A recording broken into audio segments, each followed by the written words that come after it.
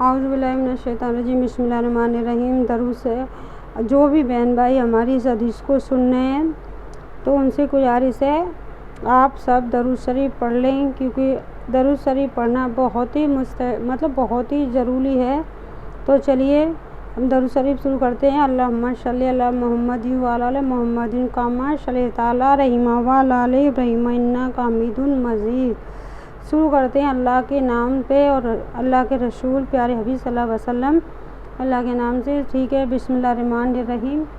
تو صرف 5 منٹ کا مدرسہ قرآن و حدیث کی روشنی میں اسلامی تاریخ۔ حضرت اسحاق رضی اللہ حضرت اسحاق کی خوبصورتی و عظمت، یعنی ان کے بارے میں جانتے ہیں۔ حضرت اسحاق علیہ السلام کی اللہ تعالیٰ کے ذیل، اللہ تعالیٰ نبی اور بہت ہی ساری صفات کے مالک تھے۔ قرآن کریم نے ان کی نیکی و شرافت، نبوت اور رحمت اور بلندی و عظمت کی شہادت دی ہے۔ انہیں یہ فضیلت و خوبصورتی حاصل ہے کہ بنی اسرائیل کے سارے انبیاء انہی کی نسل سے ہیں۔ تاریخ سے معلوم ہوتا ہے کہ تقریباً 3500 انبیاء ان کی نسل میں پیدا ہوئے ہیں۔ اس کے ساتھ مسجد اقصیٰ جیسی عظیم شان مسجد کی تعمیر کا شرف بھی انہی کو حاصل ہے۔ سبحان اللہ۔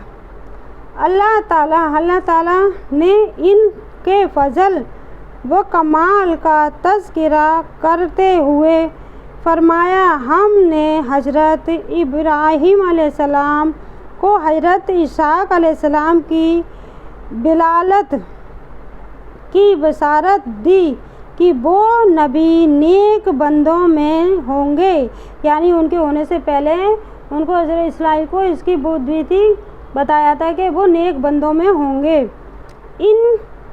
گے۔ ہم نے ان کی پرواشخات پر کتنے نازل فرمائے، یعنی کتنے نازل فرمائے کہ ان کی پیدائش زمین عراق میں ہوئی، مگر پوری زندگی ملک شام میں رہے اور 180 سال کی عمر میں وفات پائی اور اپنے والدہ مرحوم کے برابر میں مدینہ الہیل میں دفن ہوئے، یعنی مدینہ میں دفن کیے گئے تھے، لیکن رہے کہاں پہ تھے؟ ملک شام میں رہے تھے۔ پوری زندگی انہیں ملک شام میں بتائی تھی، اور جو اقصیٰ مسجد ہے انہی سے بنائی گئی تھی۔ تو انہیں بہت ہی عظمتوں سے اللہ تعالیٰ نے نوازا تھا۔ ان کے پیدا ہونے سے پہلے ہی ان کو التجا دی گئی تھی کہ آپ کو اتنی بیٹا اتنا نیک دیا جائے گا جو نبوت، ٹھیک ہے۔ نمبر 2، حضور صلی اللہ علیہ وسلم کا معجزہ۔ حضرت فاطمہ رضا کے چہرہ کا روشن ہو جانا۔ حضرت فاطمہ کے چہرہ کا روشن ہو جانا۔ ایک مرتبہ حضرت فاطمہ رضا آپ صلی اللہ علیہ وسلم کے پاس تشریف لائیں اور بھوک کی وجہ سے ان کا چہرہ پیلا ہو رہا تھا۔ تو آپ صلی اللہ علیہ وسلم نے ہاتھ اٹھا کر ان کے لیے دعا کر دی۔ حضرت عمران رضا کہتے ہیں کہ میں نے دیکھا حضرت فاطمہ رضا کا چہرہ سرخ اور روشن ہو گیا۔ یہ واقعہ پردہ کی آیت نازل ہوئی، یعنی یہ روشن ہو گیا۔ یہ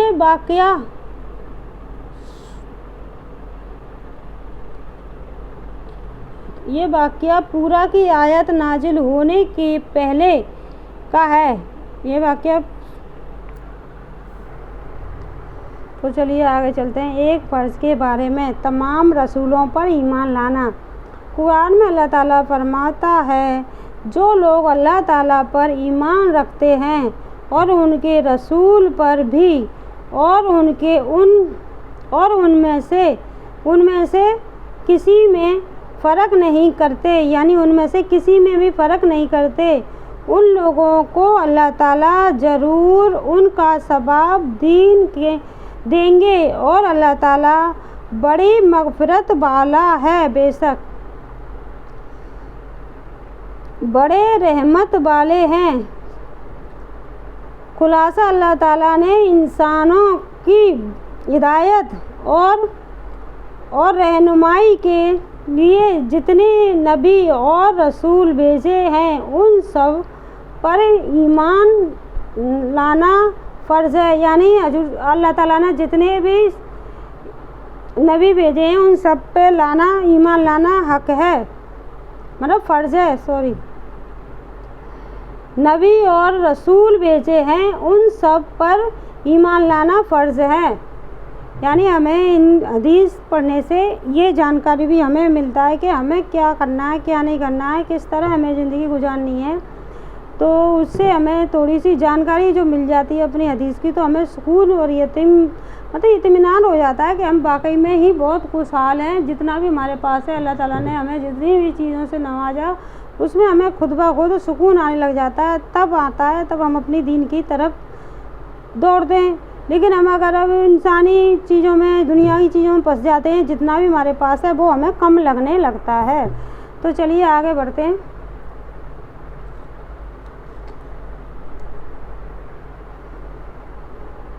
نمبر 4، ایک سنت کے بارے میں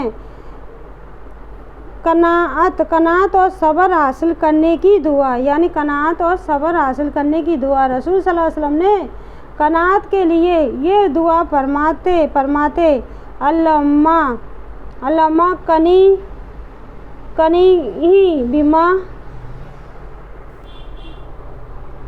تو چلیے دعا پڑھ لیتے ہیں۔ اللہم قانی بما رزقنی وبارک لی فی، ترجمہ ہے اللہ تو نے جو رزق مجھے دیا ہے اس پر صبر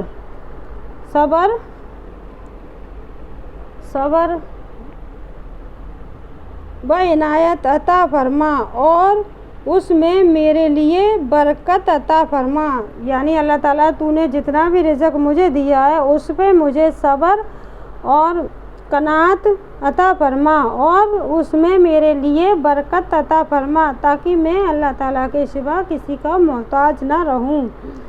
جب تک زندگی رہے اللہ تعالیٰ کسی کا محتاج نہ کرے، جو بھی پریشان حال ہے اللہ تعالیٰ اس کی پریشانی دور کرے۔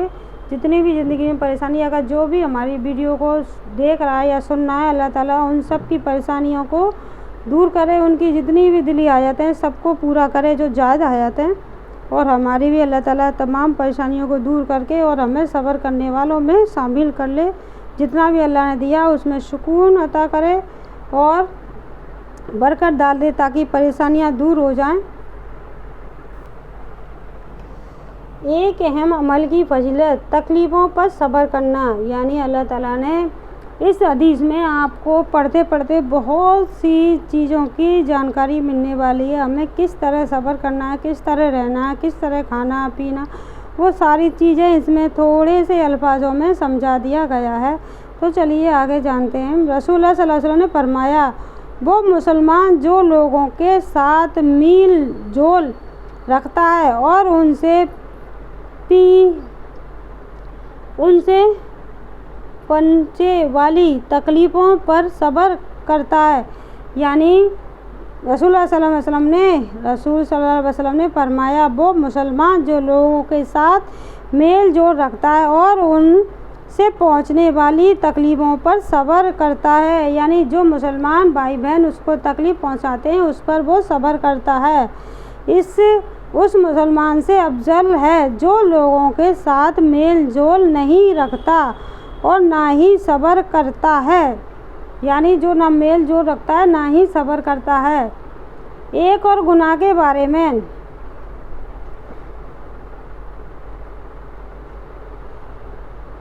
नंबर 6 एक गुनाह के बारे में नाप तोल में कमी करना, यानी जो लोग नाप तोल में कमी करते हैं उसके बारे में।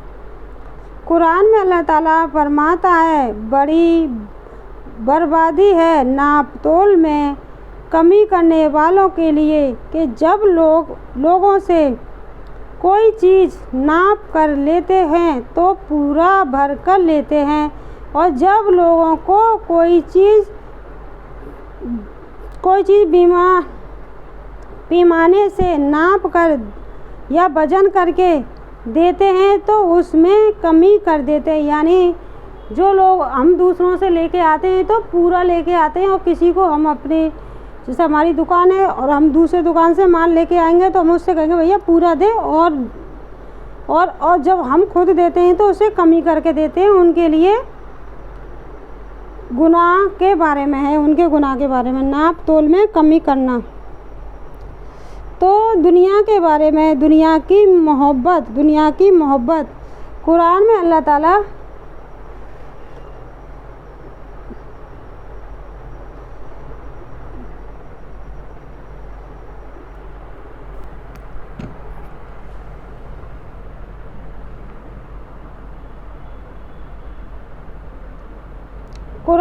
ताला फरमाता है ये लोग दुनिया में मोहब्बत रखते हैं और अपने आगे आने वाले एक भारी दिन को छोड़ बैठे हैं। यानी दुनिया की मोहब्बत ने ऐसा अंधा कर रखा है कि क़यामत के दिन की ना तो कोई फ़िक्र है और ना ही कोई तैयारी है। हालांकि दुनिया में आने का मकसद ही आखिरत के लिए तैयार करना है।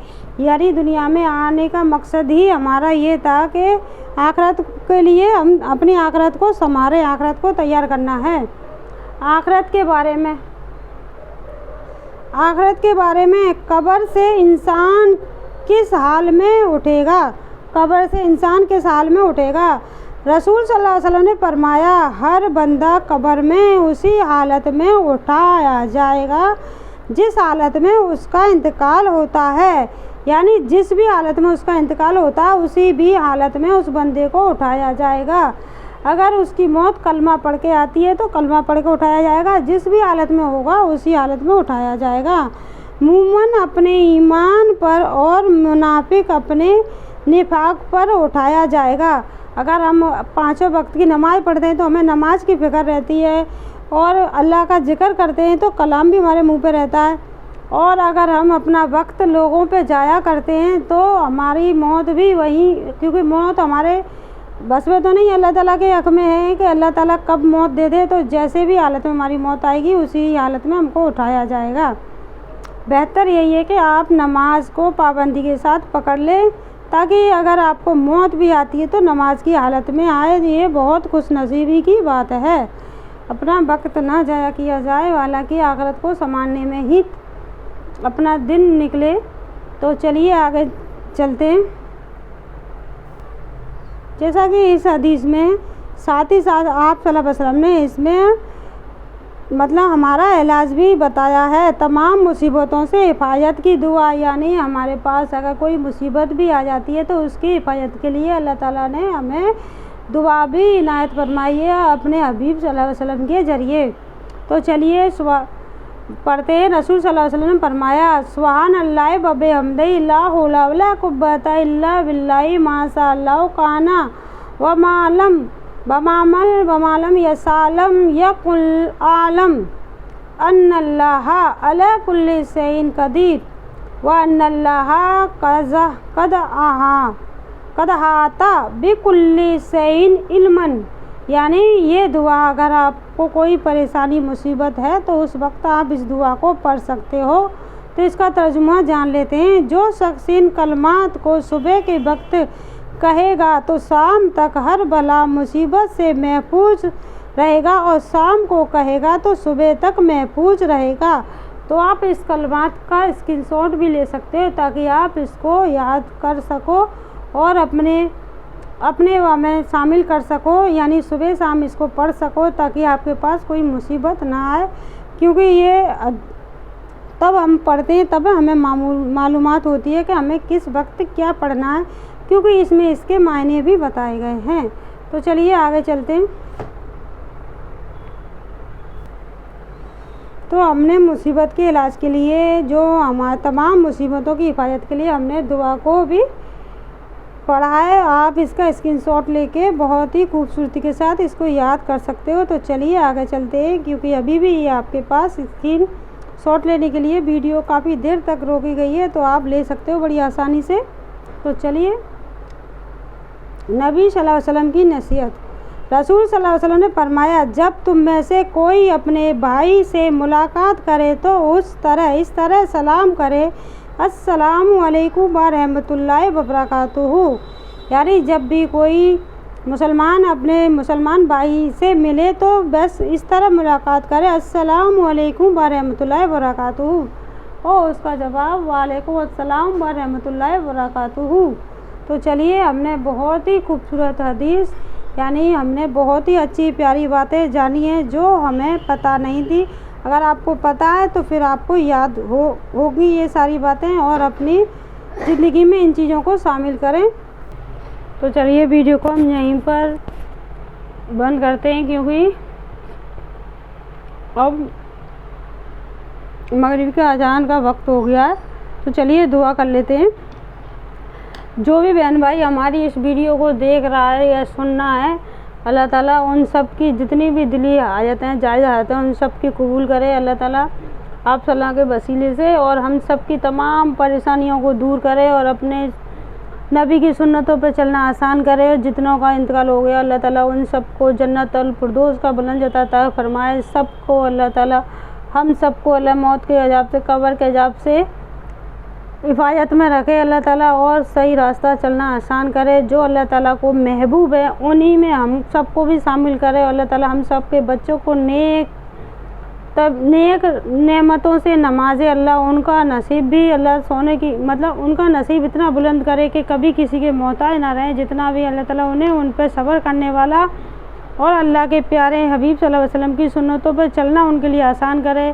اللہ تعالیٰ جن کے بھی بچے، وعلیکم السلام، ان کے بھی بچے، اللہ جو بھی جس کے بھی مقصد، جس کی بھی دلی حاجتیں سب کی پوری کرے۔ اللہ تعالیٰ سب کو نیک اولاد عطا کرے سب کو اللہ تعالیٰ، اور سبھی کی نیک حاجتیں پوری کرے۔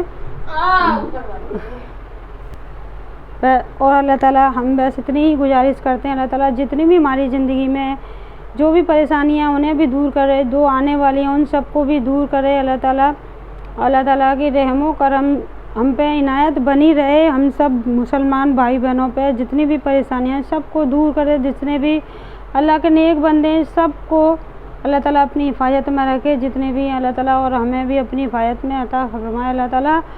ویسے یہی چاہتے ہیں کہ اللہ تعالیٰ ہم سب کی تمام دلی حاجت جو بھی ہیں اللہ تعالیٰ آپ صلی اللہ علیہ وسلم سے قبول کریں۔ اور جو بھی بہن بھائی اس ویڈیو کو دھیان پوروک سن رہے ہیں یا پڑھ رہے ہیں یا اس پہ عمل کر رہے ہیں، اللہ تعالیٰ ان کو توفیق عطا فرمائے، اور ہماری ویڈیو کو آپ اچھی طریقہ سے سنیے تاکہ آپ کو ساری چیزیں سمجھ میں آ جائیں۔ تو آج کے لیے بس اتنا ہی۔ السلام علیکم ورحمۃ اللہ وبرکاتہ۔